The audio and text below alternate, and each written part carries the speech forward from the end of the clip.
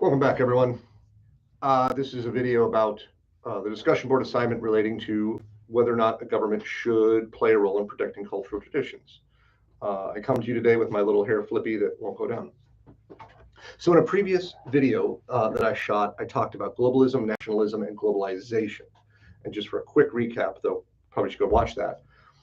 Nationalism is both love of country, but also the claim that power ought to reside within the individual nation state. The people and the government of that state should make the decisions about what that government does.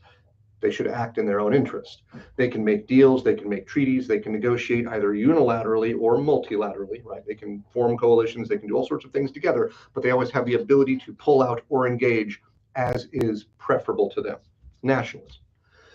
Globalism, on the other hand, places the decision-making higher up, outside of the nation state. This could be a weakening of borders or a dissolution of borders at the extreme, but ultimately that the nation state does not have the final say in what happens.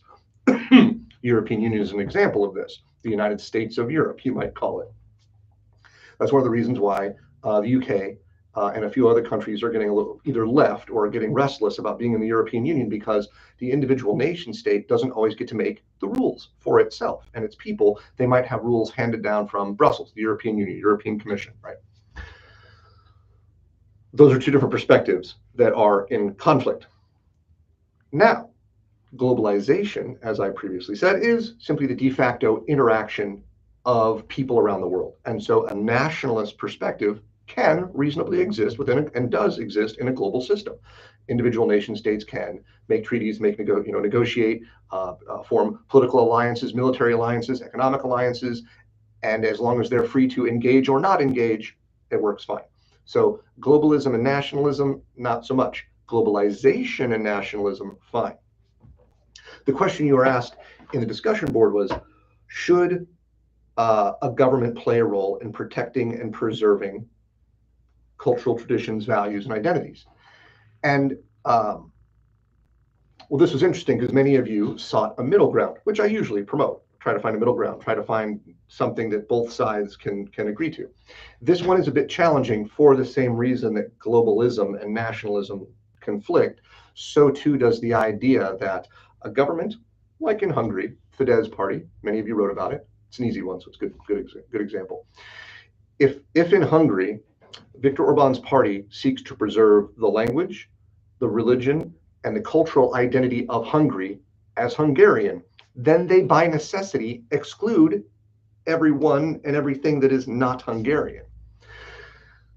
And many older, long-standing cultures in the old world, which is to say Europe, pretty much all of Asia and Africa, that's a huge issue because the big defining feature of a cultural identity is based in geography. The United States is different. We are a young country, we are a younger culture. We have perspectives from cultures from around the world that have come here and set up shop. Certainly a lot of European, we have huge Asian population, African population, we have people from all over the world. And we really grew in that way. So the cultural identity of the United States is more theoretical, philosophical. Do you believe in free markets? Do you believe in free speech? Do you believe in limited government and the ability of people to freely associate, right, and pursue their interests, life, liberty, and the pursuit of happiness? That allows us to eschew or to reject traditional concepts of what makes an identity or a culture. Yeah, we predominantly speak English, but it's not our national language, not legally. And we specifically wrote into our governing documents, there is no preference for religion. You can be any religion or not practice one at all, and that's okay. If you philosophically buy into the founding principles, you're good. You can dress how you want, you can practice whatever religion you want in your home, and even to an extent in the public space, you can sort of maintain whatever cultural identity you like, as long as we can all come together, right, on the basic ideas. For example, the founding principles. This is not the case for many old world cultures. Hungary, British, French, China, Japan, take your pick, all over the place. And so I would suggest to you that there is in fact not a very good middle ground to be reached, because there's a difference. I'll come back to the United States again. We have long been a melting pot as the description for what we are. People from all over the world come here. They bring some of what they are, they enculturate or they assimilate into what exists, and then we sort of form this new thing together. The melting pot, we melt together. Predominantly, it will be the existing culture, but with new things being brought in. That's cool. The salad bowl idea is newer, developed when I was younger, and it's the idea of multiculturalism. New people come in and they maintain their identity, and we respect that identity, and we don't expect or demand them to assimilate. That's got some issues.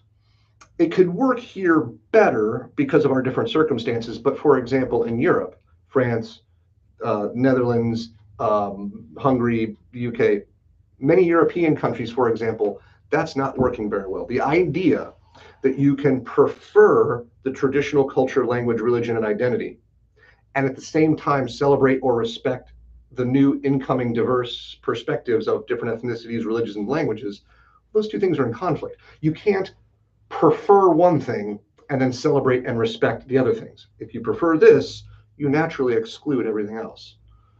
Hopefully that's kind of obvious. And so Orban's Fidesz party in Hungary is an example. Your Wilders, elected recently to the Netherlands, the Parliament Netherlands.